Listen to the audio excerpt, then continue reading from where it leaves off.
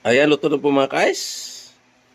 So yun na yung ating tinulang isdang talakitok.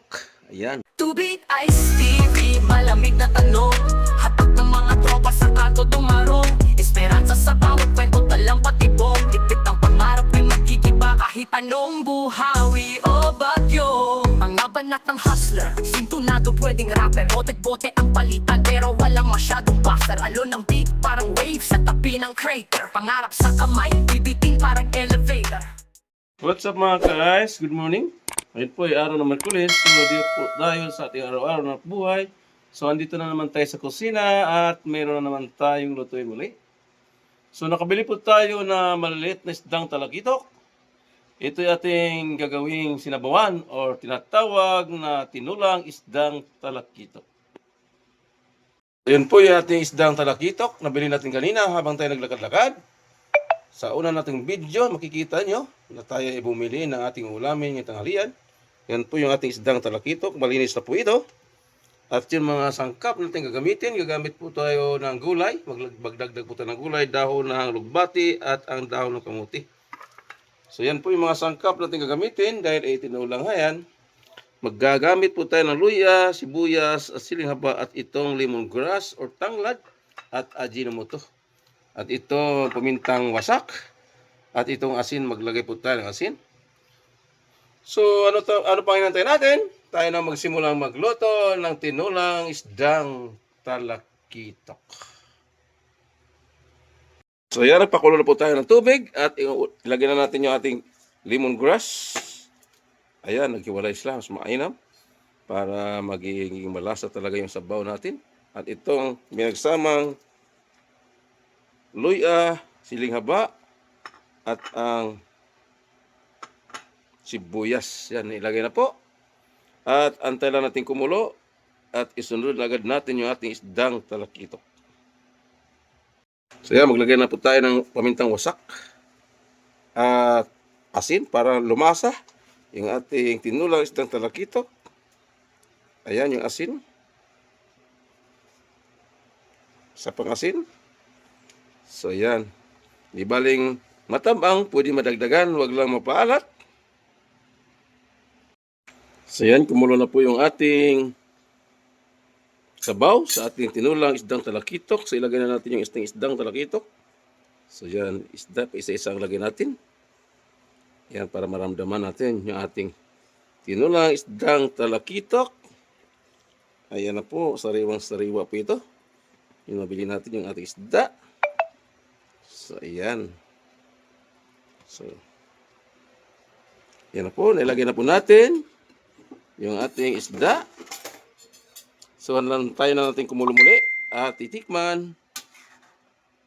Pag natikman, kung naaayon sa ating panlasa, so isunod na agad natin yung talbos ng alugbati at ang kamuti.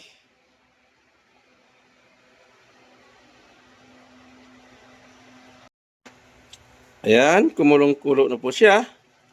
At maglagay po tayo ng ajinomoto para maging malasa yung ating tinulang isdang talakitok. So yun, tikman po natin.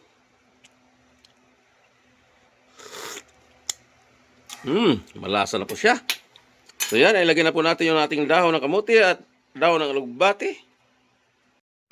So ayan, nilagay na po. Mga ilang saglit lang po, luto na po ito.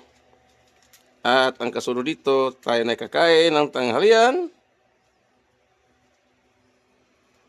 Tinulang isdang talakitok, our menu for today. Ayan. Napakasarap nito.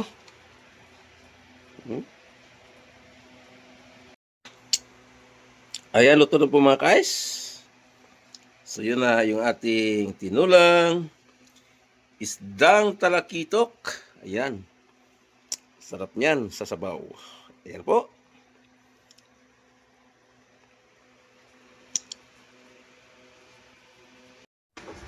Ayan, luto na po yung mga guys, yung ating tinulang isdang talakitok. Tara, atin ang tikman. Kain tayo, kain. Ito na yung mga guys, no? tinulang isdang talakinok. Kaya na po tayo ng tanghalian.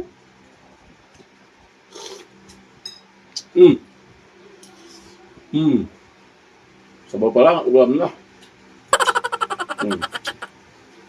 Yun naman ay simpleng luto lang sa ating isda.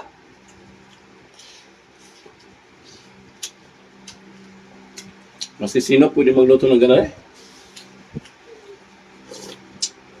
Tulad na sinabi ko, madaling magluto basta't may lulutuin. Ayan.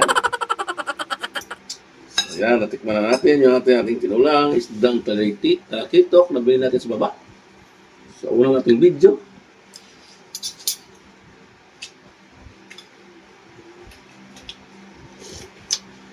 Tayo ay naglakad-lakad para maghanap ng maulam ng tanghalian. Ito po yun.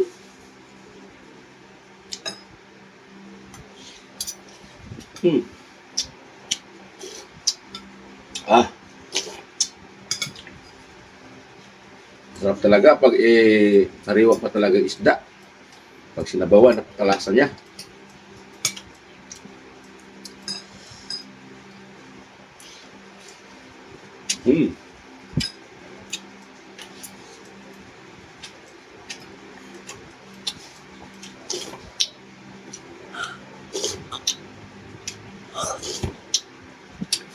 Yan po na our meal for today.